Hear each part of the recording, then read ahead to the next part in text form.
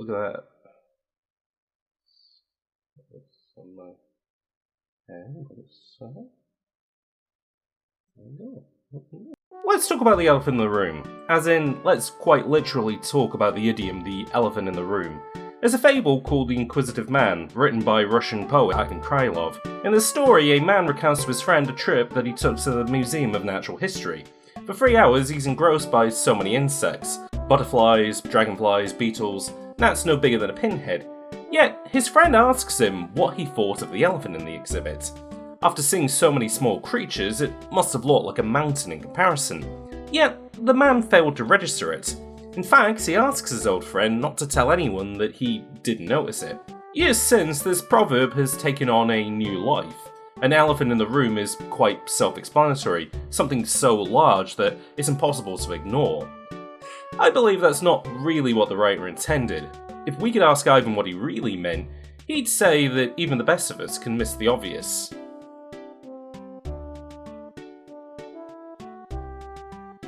This channel will be 5 years old in June, but if you were to ask me how long I've been making videos, I'd say maybe only the past 14 months. It's the longest time I've kept to a schedule, releasing a video on average once every 3 weeks. With each new video, I've gotten better. I've been improving my production values, writing, or trying out something I haven't previously. I think to address the gnats and the elephants, this is an achievement to be proud of, as is the fact that I've been able to grow an audience and convince a few to fund my work through Patreon.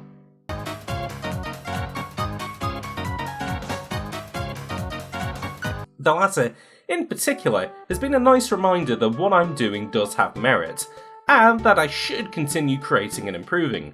But there is a toll to any creative work, especially for an audience.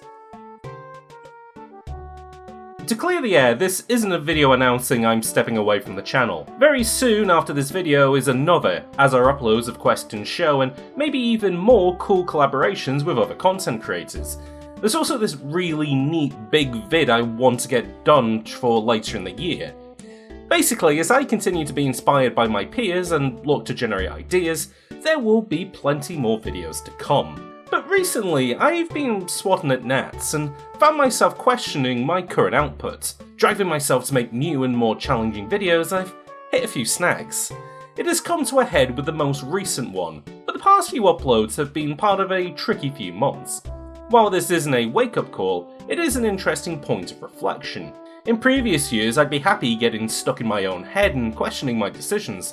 Like a great big elephant, it would block progress on whatever I worked on, because often I feel like the next video has to redeem the last one, putting on an unnecessary importance that kills any creative juice for the project.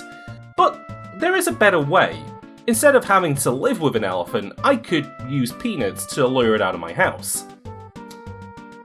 Maybe this metaphor's become a bit confusing. What I'm trying to say is that I should find a smart and unique solution to dealing with this issue, rather than running at it at full force. One thing I've learned is that a problem shared is a problem halved. Usually I go to a friend or family member to talk about an issue, and while I don't always expect them to have an answer, talking out loud can sometimes put a problem in perspective, and lead me to a solution.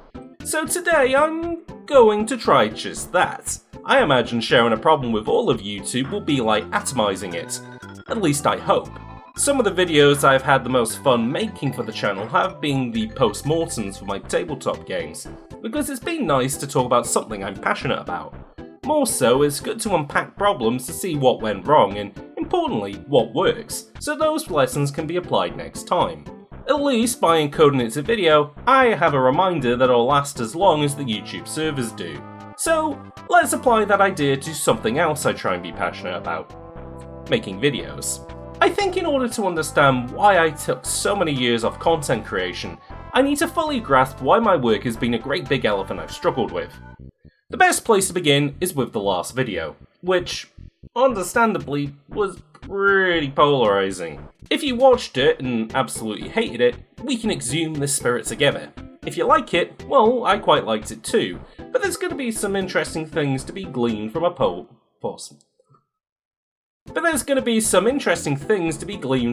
post-mortem. This isn't going to be a blame game, nor a pity party. Instead, I'd like to be honest and maybe poke some fun at the creative process. So let's go over how sometimes videos go bad, and what we can do to learn from it.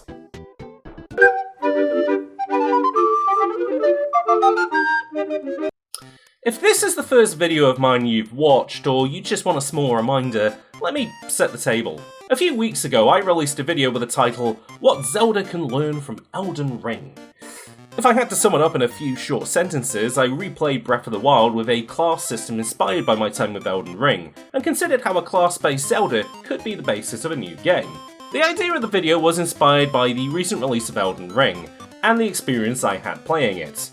As I think many caught on from the video, I didn't have a great time, because instead I went to play the now 5-year-old Breath of the Wild as a palate cleanser.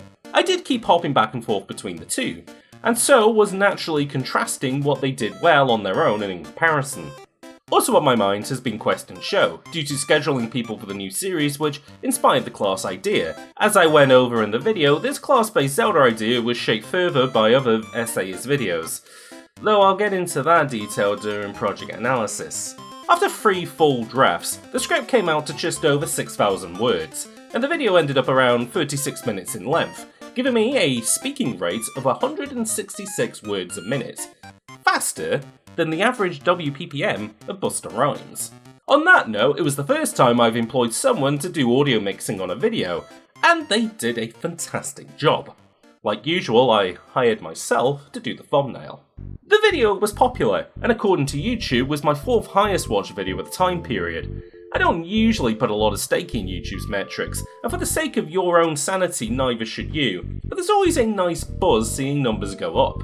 The 3 in front were the elaborate 2021's interview video, a short video on Wordle, and a longer one comparing WarioWare and Spookware. I expected it wouldn't budge the first 2, so my expectations were whelmed. However, comments on the Elden Ring video were mostly negative, and I felt as if this video wasn't gelling with my usual audience, nor immediate peers. I mention this because I don't want you to think that I'm making this video because people didn't love it, because it did get views and quite a number of positive comments. Even if this video didn't hit the audience I thought it might, I still don't think I'd be happy with it. Whether I turn that into a full-blown post-mortem instead of, say, a few tweets, I can't say. So this is our case study, a video that was well watched but not loved, either by its intended audience or the person who made it. To figure out why that's the case, we have to get into deep analysis. The conclusion that I reached with the video is that I probably shouldn't have made it. This is a pretty loaded statement, so I'm going to do my best to unpack it. There's a few key factors that sum this up. It was rushed, half-hearted, and didn't really feel like a HotCyder video. I'm going to tackle each statement individually and give some insight into how the sausage is made.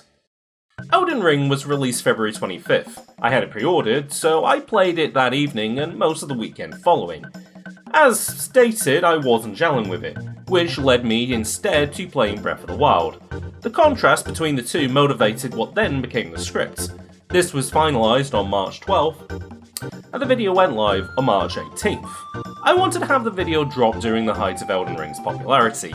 This might seem kind of shallow, but I was eager to make a video on it due to my own hype, something that may not have lasted past these first few weeks. However, that eagerness did result in a serious crunch. At nearly 40 minutes of full HD, 60 FPS and effects heavy footage, the video was an absolute monster to produce. Because I work a full-time job, I wrote and edited the video over a number of evenings, usually past bedtime.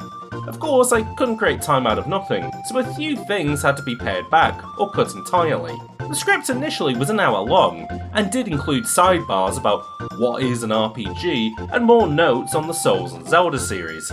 I removed these to scale back production and also make my argument cleaner. Yet the crunch affected the script throughout.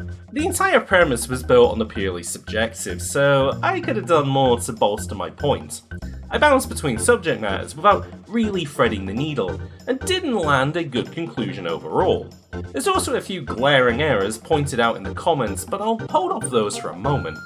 Because I was so focused on getting the video completed, I avoided a characteristic of my videos which I'll cover in that section. Which leads to a question of why even do it at all? Elden Ring isn't going anywhere, and as was the case with Dark Souls, the best writing about the game will happen long after release. I think it's because I wanted to get it out of my system, which leads us nicely to the next point. Believe it or not, I do read every single comment I get, and do my best to respond to them. For all the people who continue to post on the Wario Likes video, yes, I now know that Anthem Ball Deluxe's dodgeball mode was inspired by the obscure Japanese PC port Punchball Mario Bros, and that the protagonist of Pizza Tower was called Peppino. Peppino. Neither of these details I knew at the time. I do know them now, and if YouTube could let me replace the audio tracks on old videos, then I would amend those corrections. I like to think that the reason I got these comments is that the rest of the video is of such a high quality and so well researched that those small blemishes do stand out. Considering my small but dedicated sect of subscribers, I believe that's true of all my videos. Elden Ring got a lot more comments than my usual videos, however.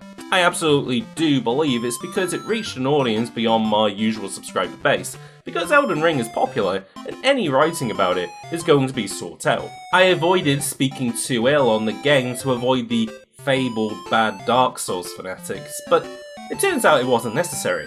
The negative comments on the video were constructive in their feedback. Even the one I deleted because it was full of inflammatory language. All of them reached very similar conclusions, to which I can give more of an answer to now. Some viewers noted that my playthrough of Elden Ring was not indicative of how Souls games are usually played. Although there are starting classes, it's very unlikely a player will stick with them. Quickly they'll come across new weapons, gear and trinkets that make the starting class obsolete. It's typical of great RPG experiences because it allows a player to fully customize, thus making their character more unique. To be honest, this was partially my experience with the original Dark Souls, because although I did start off as a knight, I did end up shifting into using bows and then eventually magic as the game went on, as well as use armor sets that compensated for fat rolling. This wasn't my experience with Elden Ring, however, because I rarely did find any good gear to spec into. If I stuck with the game longer, I may have discovered those things. I rushed the video's development, so I didn't give Elden Ring the time necessary. As one person put it, it's like I only used Elden Ring in the title because it was popular. That's absolutely true.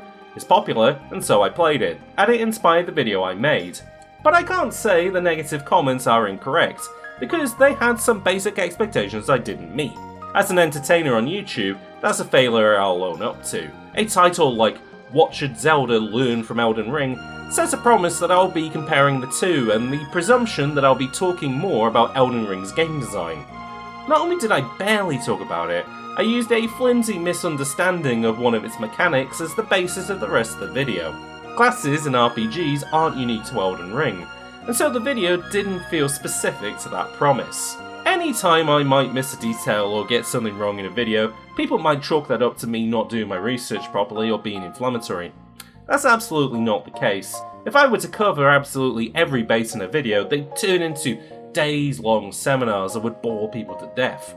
It'd be nothing more than me trying to show off how smart I am. Brevity is the soul of wit, as they say. That said, I didn't do my best to give Elden Ring its dues because I didn't properly engage with it.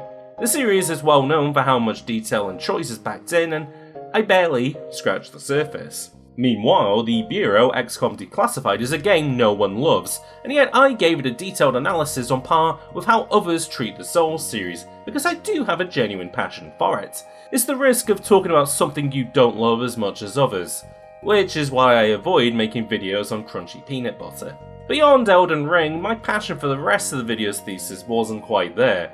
As many pointed out, and I do address in the video, the point in Breath of the Wild isn't that Link is a single class, but instead can be any class. I do shift that point later on into saying that it's a better fit for a multiplayer game where these skills are split up, but the point stands.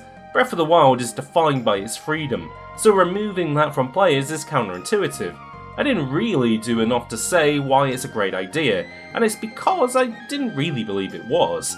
I'm fine with Breath of the Wild's weapon degradation system. I hated trying to fight enemies with just a tablet, and I love playing dress up with Link. But a great essayist doesn't have to believe in everything they say. You're making an argument, and whether it's right or wrong, what's important is convincing an audience it's correct. While I don't entirely subscribe to that idea, I do want my videos to at least get people thinking.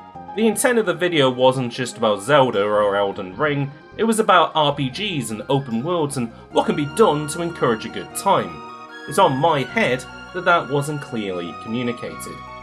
Which I think leads us quite nicely into our last point. What is a HotCyder video? Technically, this is a HotCyder video, but that's beside the point. It's difficult to answer because I haven't really figured that out myself. You look at channels with millions of views and thousands of subscribers, and it's pretty easy to sum up who they are and what they cover. It's arguable that their content is well known because they're big, but I think the opposite is also true. They're big because their stuff is so easy to point out. For example, a channel like Girlfriend Reviews is self-explanatory. Having a cohesive identity is important. And then you just have to decide whether being high quality or having a lot of money will support that. The reason I have the subscribers I currently do is because a lot of bigger creators have been kind enough to shout me out, which has required them to describe my work. In their words, my output is surprising yet refreshing, unafraid to experiment with various formats and content, interesting and well thought out, even when I don't agree with them, which is a sign of a good essayist. What these points have in common is a unique approach. I'm not like this channel or make content in this style. The uniting force seems to be, well, HotCyder. I think to figure out what a HotCyder video is, I have to figure out what HotCyder is. So I need to figure out why I make videos like I do. To go back to my previous analysis, there were issues at the writing stage. For me, this will always be troublesome. I find writing scripts difficult. I strive to make my case in as few words as possible, but rarely do I pull it off. I am surrounded by others who make it look effortless, though I know that behind the magic are untold man-hours I haven't experienced. I do feel as if I get better with every new script, and become more aware of my limitations. While I could quit making videos entirely, spend thousands of pounds going on writing courses, get turned down from internships for being too old, and then come back and attempt to rebuild my identity, I'd rather figure out how to get better through making stuff. To make that palatable to an intended audience, there's a few things I do to sweeten the deal. Like a gorilla, I turn my weaknesses into a strength.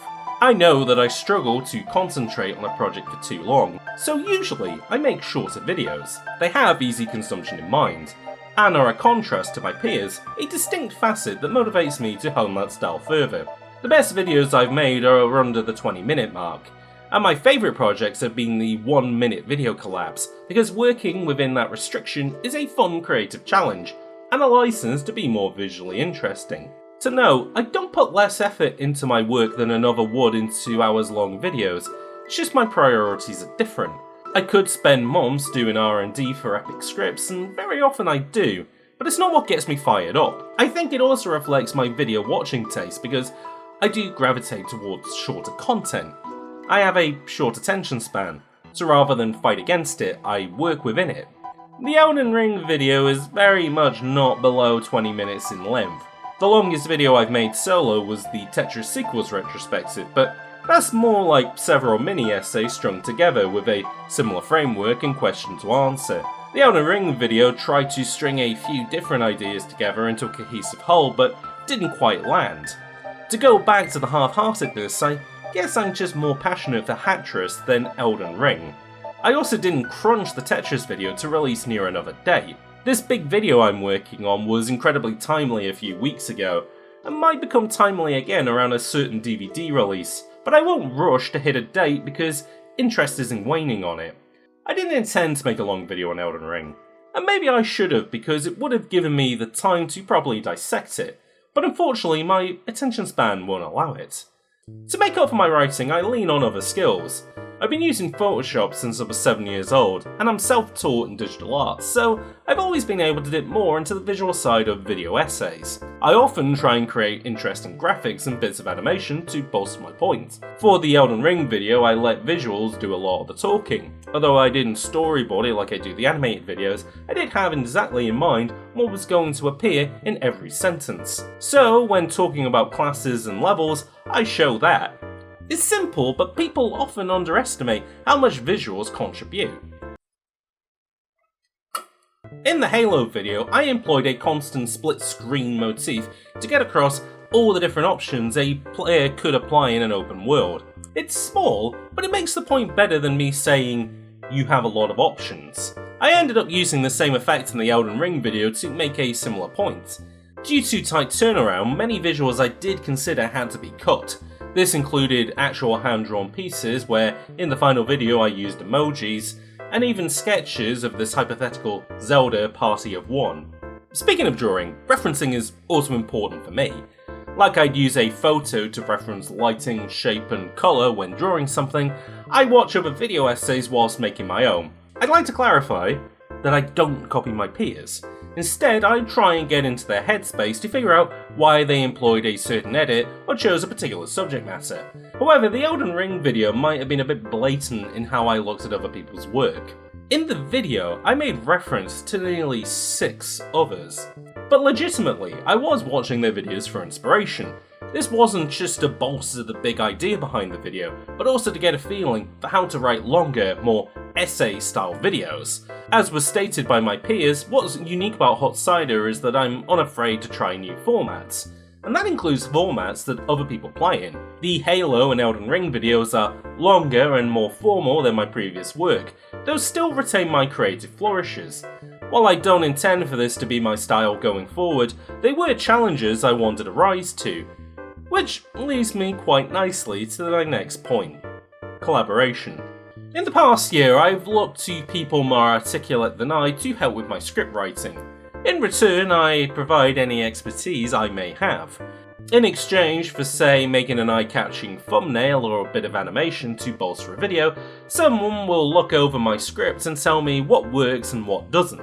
Although you might say that collaborating with writers might take away your authorial voice, a good artist knows how to work with another. As I stated earlier, it was the first video I sought help from an audio expert to improve my voiceover.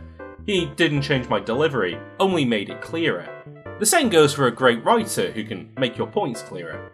Unless I'm pretty confident with what I've written, I'll do this with every video. Although I wasn't confident with the scripts, I didn't seek out help. I wanted to try and get better at writing on my own. However, I was also pretty aware that whoever checked the script would find pretty glaring flaws, ones I didn't want to spend additional days fixing up.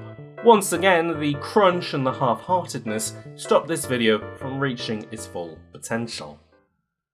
So that's why I shouldn't have made the Elden Ring video. I crunched myself to hit a deadline it didn't need, which led me to cutting corners that could have improved the final quality. I didn't fully engage with the subject matter, which made neither new audience members from the Elden Ring fanbase nor my own subscribers happy. Finally, I relied too much on imitating others, rather than being true to myself, and I shut myself out from getting the help I needed.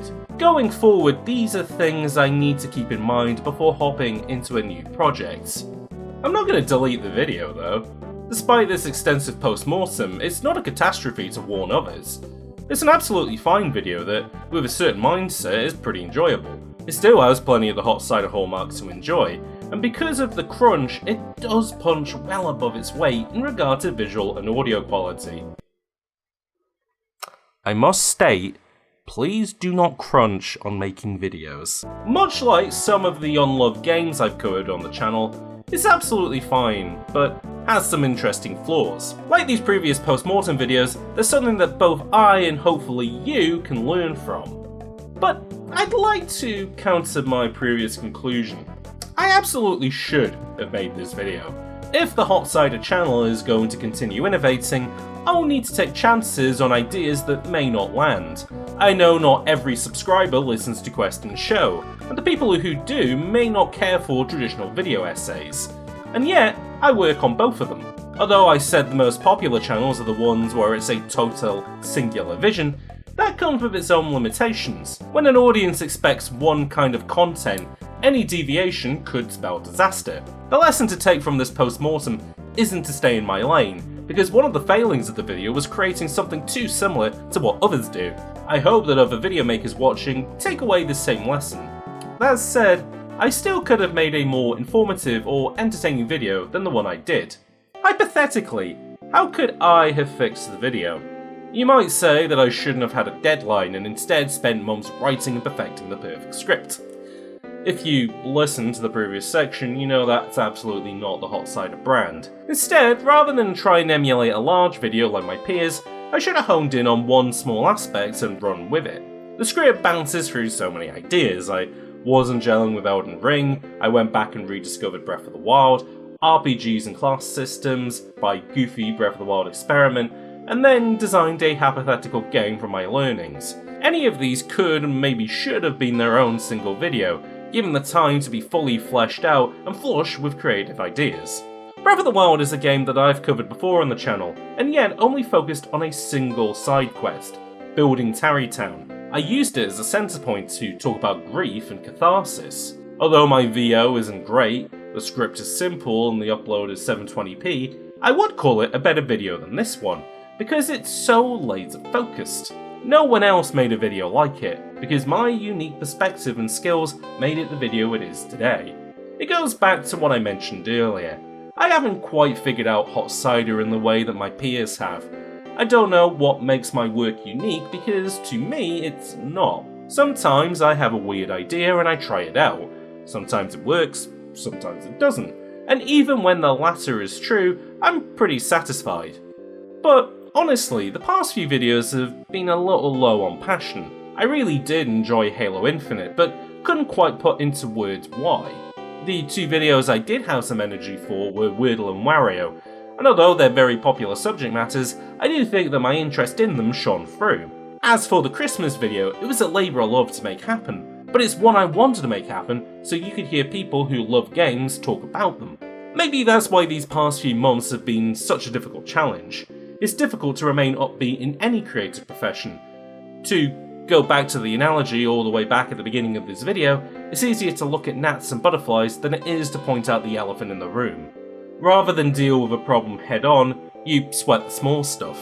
This video may look like I'm swatting at gnats, but it's my attempt at tackling the elephant head on.